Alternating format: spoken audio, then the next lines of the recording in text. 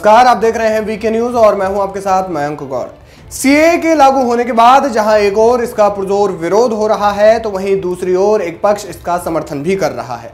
केंद्र सरकार ने अचानक इसकी अधिसूचना जारी की और पूरे देश में नागरिकता संशोधन अधिनियम को लागू कर दिया गया। राजनीतिक पार्टियां भी इसको लेकर सत्ताधारी दल पर हमलावर हैं। कांग्रेस ने कहा कि दिसंबर 2019 में संसद द्वारा पारित नागरिकता संशोधन अधिनियम के नियमों को अधिसूचित करने में मोदी सरकार को 4 साल और 3 महीने लग गए। वहीं एआईएमआईएम चीफ असदुद्दीन ओवैसी ने भी मोदी सरकार की मंशा पर सवाल उठाया।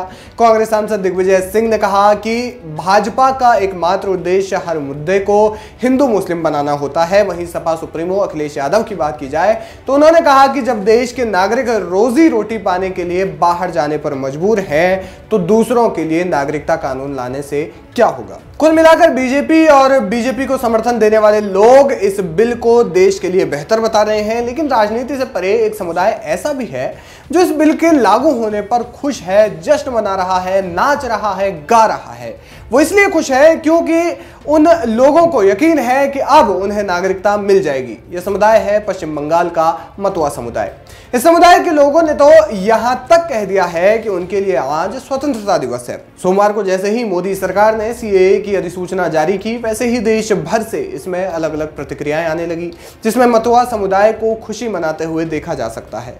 ऐसे में यह जानना अहम हो जाता है कि कौन और क्या है मतुआ समुदाय।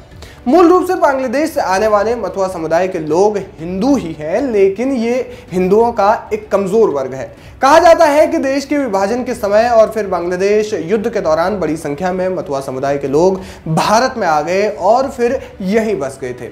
पश्चिम बंगाल में बसे इस समुदाय की आबादी करीब 30 लाख है, जो ज्यादातर उत्तर और दक्षिण 24 परगना में रहते हैं। मतुआ समुदाय के इतिहास की बात करें तो मतुआ महासंघ एक धर्म सुधार आंदोलन था जो 1860 के आसपास में अविभाजित भारत में, जो कि अब बांग्लादेश में शुरू हुआ था। इस समुदाय के लोग भारत और बांग्लादेश दोनों जगह रहते हैं। कहा जाता है कि हिंदुओं में जाति प्रथा को चुनौती देने वाले इस समुदाय की स्थापना हरिचंद्र ठाकुर ने की थी।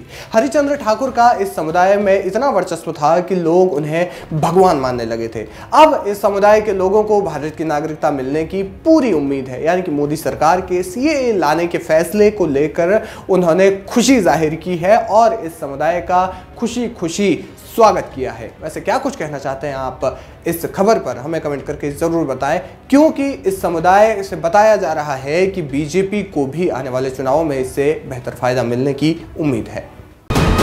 वीके न्यूज, राष्ट्र के नाम।